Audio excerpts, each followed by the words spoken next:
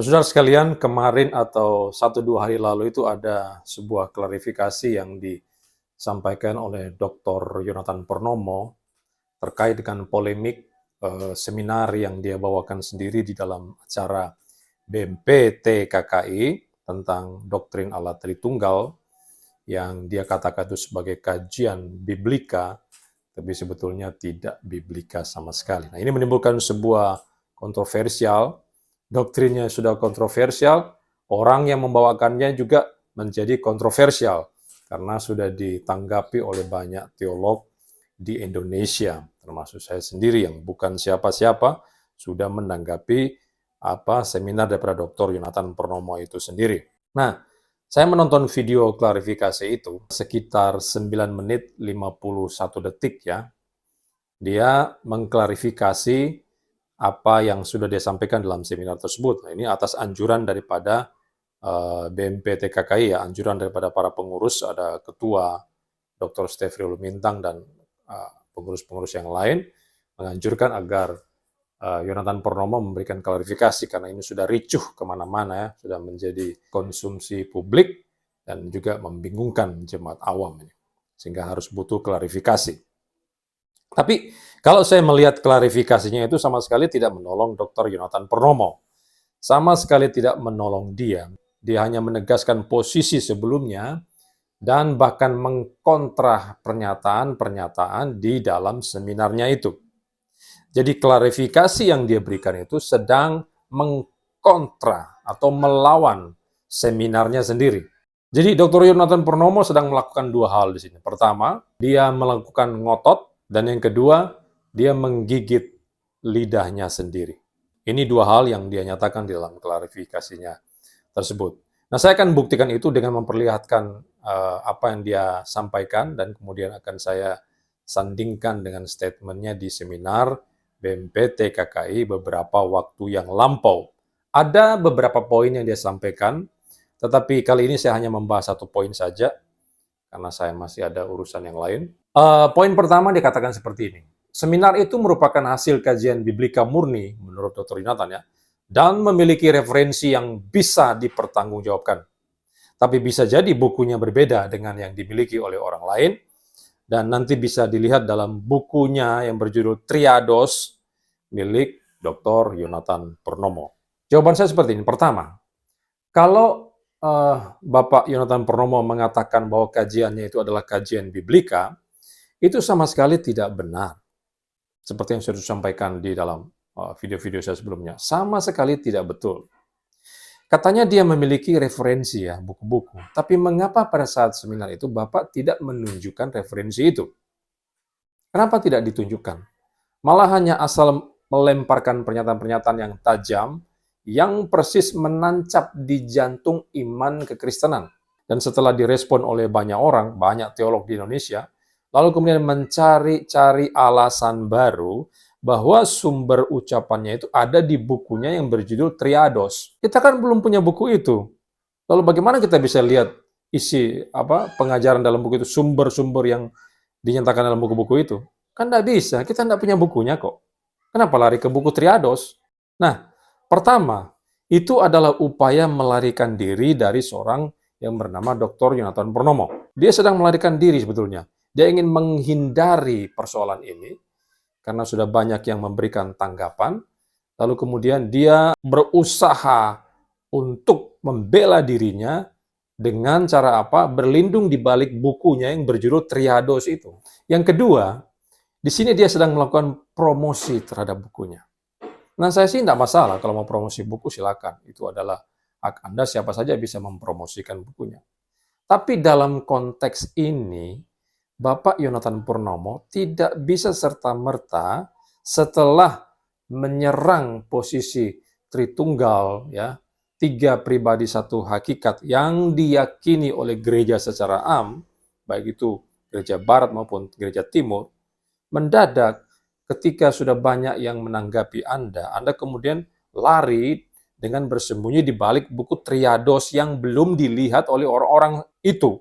Jangan jadikan buku Anda itu sebagai alasan untuk membenarkan semua pernyataan Anda yang nihil data di dalam seminar yang dilaksanakan oleh BNPT KKI itu. Itu lagi-lagi upaya melarikan diri.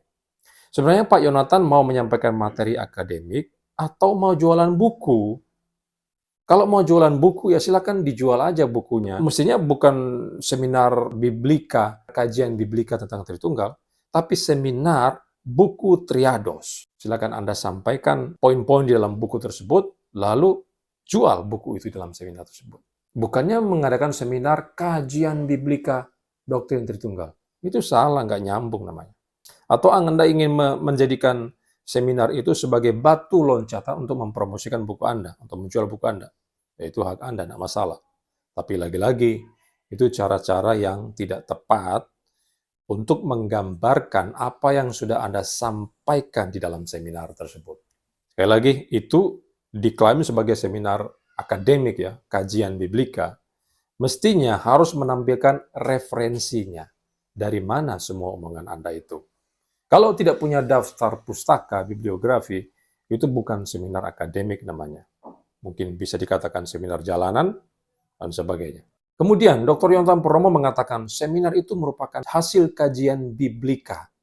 Di dalam klarifikasinya dia mengatakan begitu ya. Seminar itu merupakan hasil kajian biblika. Nah, saya ini bukan orang biblika. Hanya jemaat biasa yang tertarik untuk belajar Alkitab. Tapi saya tahu apa yang Anda sampaikan itu tidak ada kaitannya sama sekali dengan biblika. Pak Yonatan tahu tidak apa itu biblika atau apa itu teologi biblika. Teologi biblika itu memiliki hubungan langsung dengan eksegesis. Dan eksegesis itu bertugas untuk menganalisa teks Alkitab menurut sejumlah metode. Misalnya analis secara literal, gramatikal, historikal, dan sebagainya. Historikal yang dimasukkan di sini bukan berarti pada waktu kita mempresentasikan tentang doktrin Allah Tritunggal, kemudian kita lari kepada Tertullianus, lari kepada bidat-bidat di masa lampau, lari kepada monarkianisme, lari kepada Montanus. Bukan seperti itu. Tetapi dalam biblika, fokusnya itu pada teks suci. Dan historikal yang dimaksudkan itu adalah bagaimana misalnya situasi politik pada saat itu, situasi sosial, dan bagaimana konteks budaya pada waktu itu. Jadi latar belakang dari teks itu yang dieksplor, bukan pada abad-abad setelah itu. Nanti itu bisa tidak nyambung, karena konteks pada waktu itu belum tentu sama dengan situasi atau kondisi di zaman setelah itu. Belum tentu sama. Apalagi kalau kita menarik dalam konteks sekarang, itu belum tentu sama. Pasti berbeda. Karena konteks masa lampau itu berbeda dengan konteks kita sekarang. Misalnya waktu kita mengatakan, waktu di Alkitab mengatakan Yesus adalah anak Allah. Lalu kita mencoba mengerti apa yang dimasukkan dengan kata anak Allah itu dalam konteks kita sekarang ini. Maka apa yang terjadi? Para polemikus Muslim mengatakan anak Allah. Berarti Yesus punya bidan. Siapa bidannya Yesus? Kok Allah atau Tuhan melahirkan itu bidannya siapa? Karena mereka memahami istilah itu berdasarkan konteks zaman sekarang. Nah, kita tidak boleh seperti itu. Kita harus pergi kepada masa lampau di mana ayat itu pertama kali dimunculkan.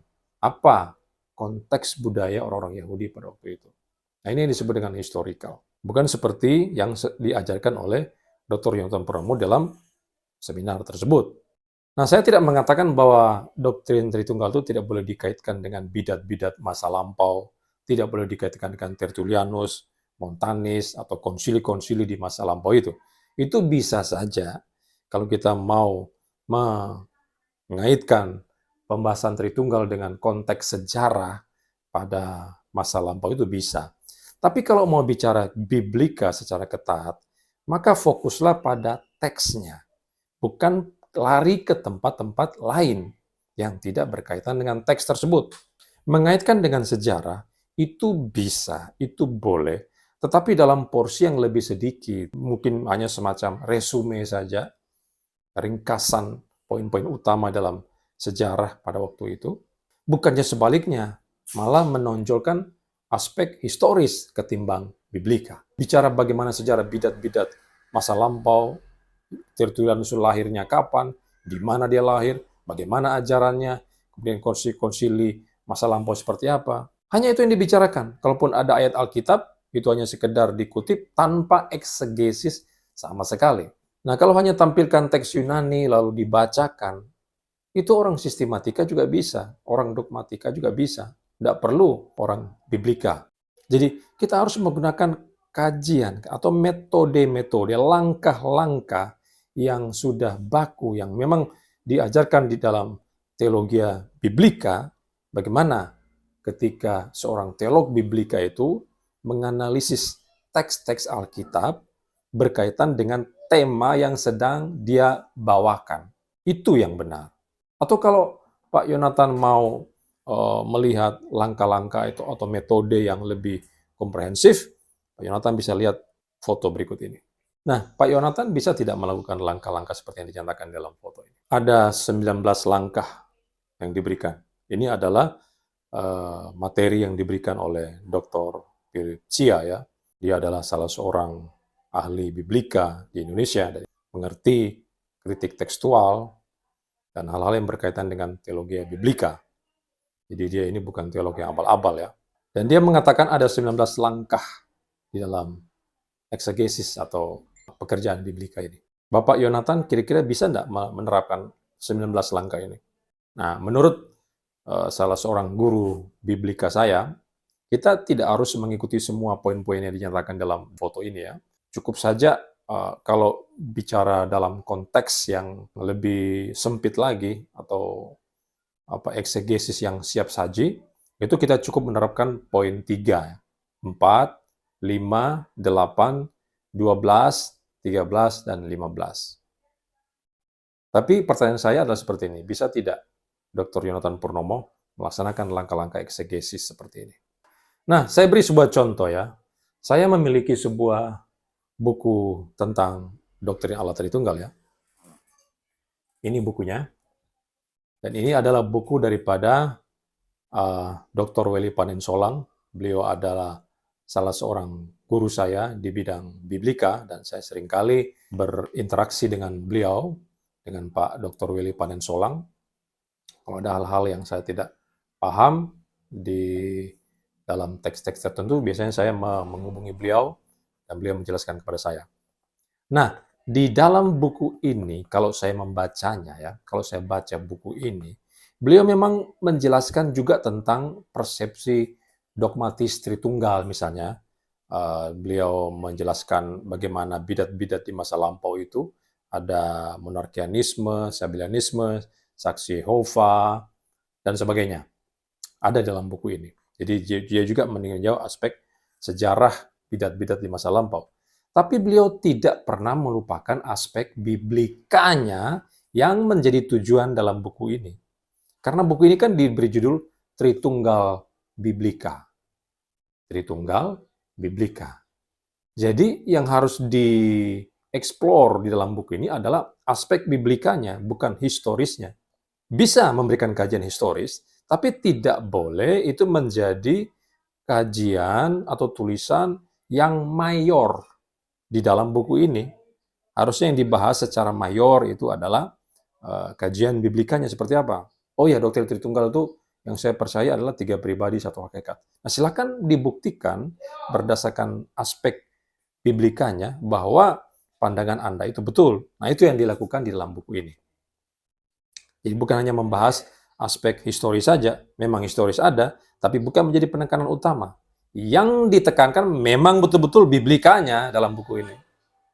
Nah, misalnya Dr. Welly Panensolang menyinggung tentang Ulangan 6 ayat 4. Ya. Dia bukannya sekedar mengutip Ulangan 6 ayat 4, bunyinya apa? Shema Yisrael Adonai Elohim Ehad itu. Bukan hanya sekedar seperti itu. Tapi dia menjelaskan bagaimana makna kata Ibrani Ehad. Lalu misalnya bagaimana penjelasan gramatikal terkait dengan kata naase di dalam Kejadian 1 ayat yang ke-26 itu. Atau ketika beliau menjelaskan perbedaan antara pribadi Bapa, Anak, dan Roh Kudus, Dr. Welly Panensolang misalnya meninjau Yohanes 10 ayat 30 ya. Aku dan Bapa adalah satu itu. Dia mengkaji berdasarkan adanya konjungsi di dalam teks tersebut. Ada konjungsi kai yang merupakan konektif Sehingga itu menjelaskan adanya perbedaan pribadi di antara keduanya, di antara bapak dan anak. Atau Pak Dr. Willy Paninsulan juga menjelaskan bagaimana konstruksi dalam kalimat ego, pempo, auton di Yohanes 16 ayat 7, dan sebagainya. Nah, itu semua membuktikan bahwa baik Bapa, Anak, dan Roh Kudus itu berpribadi. Dr. Willy Paninsulan ketika mengatakan ada 3 pribadi dalam Allah Tritunggal, dia buktikan itu secara biblika, menggunakan teks-teks yang dieksegesis. Itu yang benar. Tidak seperti Dr. Yonatan Purnomo misalnya mengatakan dia menolak tentang istilah pribadi. Itu bisa menunjuk pada triteisme. Itu jelas menentang teks-teks Alkitab yang seperti yang sudah dinyatakan oleh Dr. Willy Paninsulan di dalam bukunya ini. Jadi klaim Anda bahwa 3 hipostasis itu suatu hal yang non-persona, itu klaim yang tidak didasari pada kitab suci. Nah, begini saja. Coba silakan Pak Yonatan Purnomo memberikan satu teks saja untuk mendukung posisi Bapak bahwa Allah itu mia usia tres hipostasis. Coba berikan dasar teksnya. Satu aja, nggak usah banyak-banyak. Atau kalau bisa, Bapak tunjukkan satu teks yang menolak posisi Tertullianus ketika dia memformulasikan una substantia tres personae. Coba berikan satu teks bahwa formulasi yang diberikan oleh Tertullianus itu salah. Berikan satu ayatnya, lalu eksegesis ayat itu, tidak boleh melompat ke sana kemari. Silakan menggunakan metode atau langkah-langkah seperti saya katakan tadi itu, dan terapkan di dalam satu teks yang Bapak angkat itu. Dan nanti akan ada teolog-teolog biblika yang akan menanggapi Bapak itu. Tapi saya tidak yakin dalam situasi yang seperti ini, yang bagaimana Dr. Yonatan Purnomo sudah menjadi sorotan publik, apalagi menjadi sorotan para biblical scholar ini, wah ini ngeri nih. Saya kok tidak yakin Dr. Yonatan Purnomo bisa memenuhi permintaan saya ini. Menunjukkan satu teks saja yang mendukung posisinya, atau satu teks yang menolak formulasi yang diberikan oleh Tertullianus, yang Tertullianus dasari pada Alkitab. Jadi maksud saya begini, bahwa Dr. Willy Paninsulan itu betul-betul membuktikan bahwa judul bukunya ini, yaitu Tritunggal Biblika, itu selaras dengan isinya. Benar-benar dia menuangkan aspek biblika itu di dalam buku ini. Jadi bukan hanya sekedar judul Tritunggal Biblika, tapi isinya adalah fakta-fakta sejarah di masa lampau terkait dengan Allah Tritunggal. Bukan seperti itu. Inilah yang dimaksud dengan kata biblika. Dan itu tidak dilakukan oleh Dr. Yonatan Purnomo di dalam seminar BMPTKKI itu. Sekali lagi, kalau hanya sekedar pajang teks Yunani lalu menerjemahkannya, mungkin para teolog sistematika atau dogmatika itu bisa melakukannya juga. Nggak usahlah teolog sistematika. Mungkin anak semester berapa itu yang sudah selesai Yunani 1 atau Yunani 2, atau minimal S1 teologi saja. Dia sudah bisa sedikit-sedikit baca Yunani. Mungkin sedikit-sedikit bisa menerjemahkan. Lalu apa bedanya teolog biblika dengan anak-anak yang sudah tamat S1? Atau teolog biblika dengan teolog sistematika? Orang kan nanti jadinya tidak bisa membedakan. Teolog biblika itu maksudnya apa? Teolog sistematika itu maksudnya apa? Ternyata keduanya podo aja, sama aja. Sama-sama tidak mengerti eksegesis misalnya. Orang tidak bisa membedakan itu. Dan dari seminar Pak Yonatan bawakan, sekali lagi, itu tidak mencerminkan kajian biblika. Walaupun judulnya adalah kajian biblika, tapi sebetulnya itu bukan kajian biblika. Mungkin saya kira Pak Yonatan lebih cocok disebut sebagai teolog historis atau seorang historian. Karena yang ditampilkan di sana adalah aspek sejarahnya yang begitu banyak sekali. Sedangkan biblikanya itu tidak ada. Mungkin hanya secuil aja, sedikit sekali. Jadi Anda tidak cocok disebut sebagai teolog biblika. Sorry ya, ini bukan bermaksud untuk menghina Pak Yonatan. Saya hanya menyampaikan fakta sesuai apa yang saya dengar secara langsung di dalam seminar Dr. Yonatan Purnomo. Sekali lagi, judul kajian biblika yang dilekatkan di dalam seminar BMPTKK itu tidak cocok sama sekali. Mengapa? Karena faktanya Dr. Yonatan Purnomo tidak menuangkannya di dalam seminar tersebut.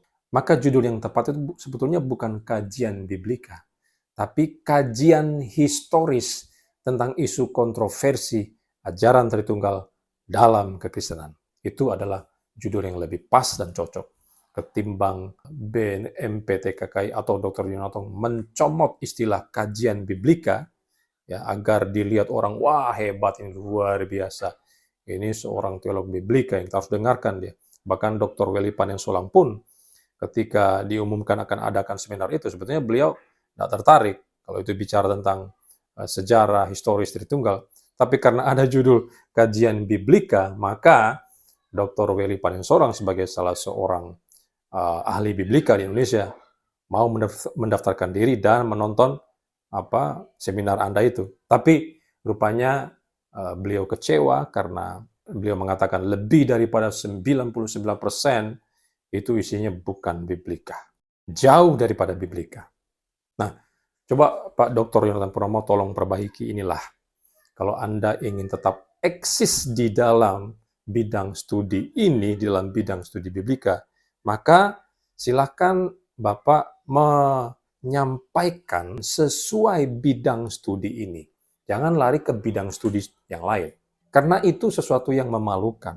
Tanpa sadar, Dr. Yonathan Purnomo sedang mempermalukan dirinya sendiri.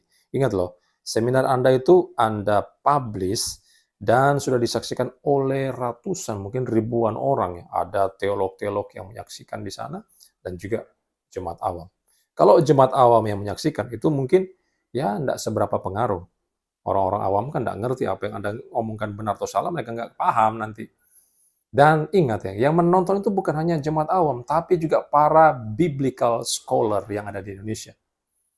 Sebut saja ada Dr. Welly Panensolang, ada Dr. Pangeran Manurung, ada Dr. Deking Gadas, dan teman-teman lain yang studi secara khusus di bidang biblika ini. Bapak tidak malu dinonton oleh mereka semua. Mereka ini bukan teolog abal-abal loh. Bukan anak kemarin sore. Mereka sudah bertahun-tahun, mungkin puluhan tahun, sudah berkecimpung di dunia biblika ini. Dan mereka bisa menyaksikan dengan mata kepala sendiri dan menilai kualitas seminar Anda itu. Jadi kalau tidak ingin dikatakan bahwa seminar Anda itu seminar jalanan, maka silakan perbaiki cara Anda mempresentasikan materi. Ketika Anda memberikan materi, jangan lupakan referensi, data-data yang valid. Ini penting, ini syarat di dalam seminar yang bertajuk akademik atau biblika. Harus punya data yang real, yang konkret. Buku-bukunya dari mana? Judulnya apa? Siapa penulisnya? Halaman berapa? Tunjukkan itu. Dan yang kedua, buktikan kalau memang ini adalah kajian biblika, nyatakan itu dalam seminar tersebut. Tuangkan itu dalam seminar tersebut. Bukan lari ke Tertullianus, lari ke Montanis, lari ke bidat-bidat masa lampau. Apa hubungannya? Memang itu berkaitan, tapi itu bukan menjadi sesuatu yang mayor di dalam seminar Anda. Seharusnya tidak boleh. Biblikanya nggak ada sama sekali. Atau minimal hanya secuil aja lah. Dan sama sekali tidak mempresentasikan posisi Anda bahwa tiga pribadi itu salah, sesat, bahkan akan merujuk pada triteis. Nggak ada dukungan dasar kitab sucinya kok. Eksegesis nggak ada sama sekali. Nah ini saran dari saya. Jangan Anda menganggap ini sebuah hinaan dan sebagainya, hanya sekedar saran saja, silakan. Kalau mau dilakukan, boleh, tapi kalau tidak mau lakukan juga tidak masalah. Ini tanggapan saya yang pertama, nanti ada tanggapan yang kedua, dan ketiga mungkin atas klarifikasi dari Anda. Kalau ada waktu saya akan memberikannya itu. Oke.